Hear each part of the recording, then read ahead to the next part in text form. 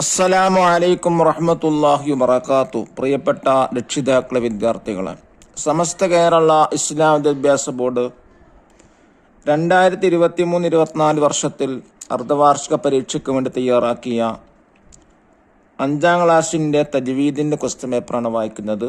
തീർച്ചയായിട്ടും ഉപകാരപ്പെടും. കാരണം ക്വസ്റ്റ്യൻസിൻ്റെ രീതി അറിയുക എന്നുള്ളത് പരീക്ഷ എഴുതാനൊക്കെ വളരെ എളുപ്പമായിരിക്കും. നമുക്ക് നോക്കാം.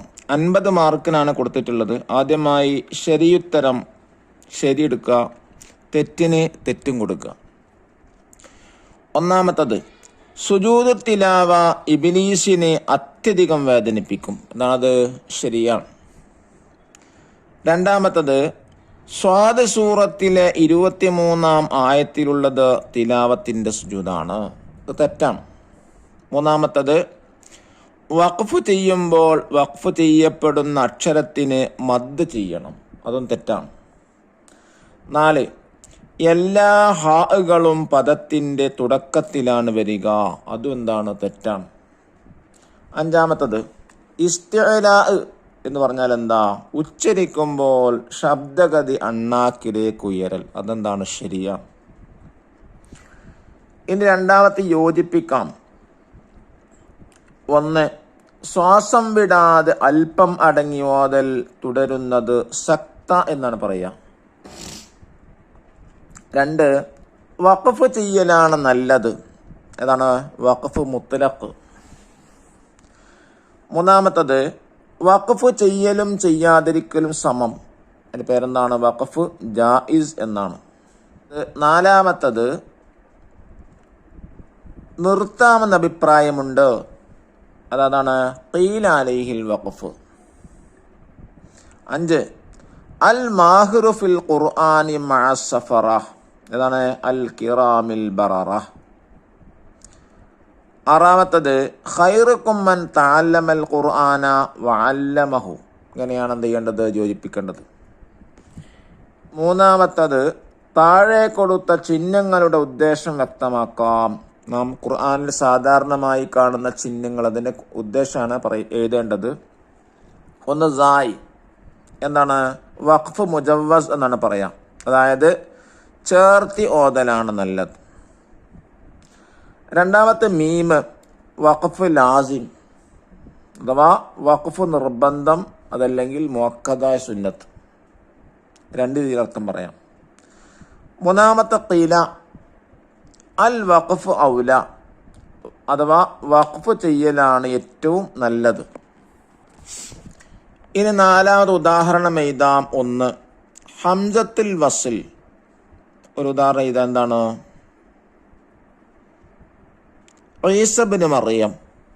അവിടെ ഈസ ഇബ്നു, ഈസാന് കഴിഞ്ഞിട്ട് ഇബ്നു എന്നതിൻ്റെ അലിഫ് ഏതാണ്? വസ്ൽ ഹംസയാണ്. കൂട്ടി വായിക്കുമ്പോൾ അലിഫ് ഉച്ചരിക്കാത്തതിനെ വസ്ൽ ഹംസ എന്ന് പറയാം.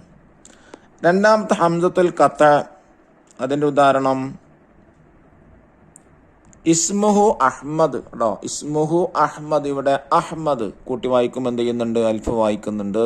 അതുകൊണ്ട് എന്താണ്? ഖത്തന്റെ ഹംസയാണ്. 3, സക്തയുടെ ഹാ. ഉദാഹരണം മാഹിയ. അവസാനം സക്തയുടെ ഹാ.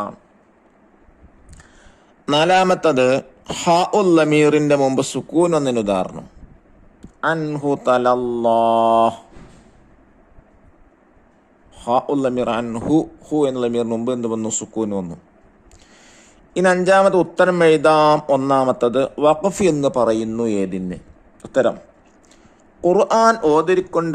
ഖുർആൻ ഓതിക്കൊണ്ടിരിക്കുമ്പോൾ ശ്വാസം വിടാൻ വേണ്ടി കലിമത്തിന്റെ അവസാനത്തിൽ നിർത്തുന്നതിനാണ് വഖഫ് എന്ന് പറയുന്നത്.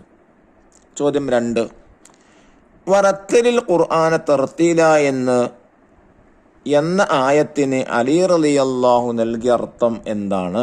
ഉത്തരം, അക്ഷരങ്ങൾ ഭംഗിയാക്കുകയും വഖഫുകളെ പഠിക്കുകയും ചെയ്യുക.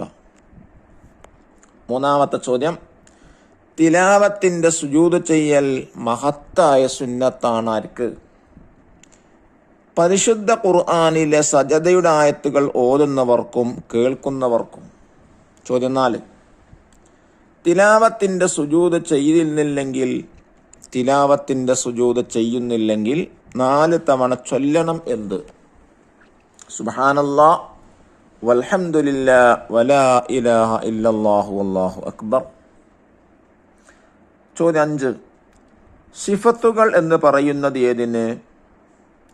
അറബി അക്ഷരങ്ങൾ അവയുടെ മഖ്റജുകളിൽ നിന്ന് അഥവാ ഉത്ഭവസ്ഥാനത്തിൽ നിന്ന് പുറപ്പെടുമ്പോൾ ഉണ്ടാവുന്ന ശബ്ദ വ്യത്യാസങ്ങൾക്കാണ് സിഫത്തുകൾ എന്ന് പറയുന്നത്. ഇനി 6ാമത്തത് പൂരിപ്പിക്കാം. 1. സജദ വജ്ഹലില്ലദീ ഖലഖഹു വസവ്വറഹു വശഖ്ഖ സംഅഹു വബസറഹു ബിഹൗലിഹി വഖുവ്വതിഹി ഫതബാറകല്ലാഹു അഹ്സനുൽ ഖാലിഖീൻ. ഇനി 7ാമത്തത് 2 വീതം എഴുതാം. 1. പതിവാക്കൽ സുന്നത്തായ ആയത്തുകൾ. 1 ആയത്തുൽ കുർസി, മറ്റൊന്ന് ആമന റസൂൽ. 2 മാത്രം എഴുതിയാൽ മതി. 2ാമത്തത് പതിവാക്കൽ സുന്നത്തായ സൂറത്തുകൾ. ഒരുപാടുണ്ട്. അതിൽ 1 അൽ മുൽക്ക്, മറ്റൊന്ന് അൽ വാഖിയ. അല്ലാഹു തആല പരീക്ഷയിലേക്ക് ഉന്നത വിജയം നൽകാൻ അനുഗ്രഹിക്കട്ടെ. അസ്സലാമു അലൈക്കും വറഹ്മത്തുള്ളാഹി വബറകാതുഹു.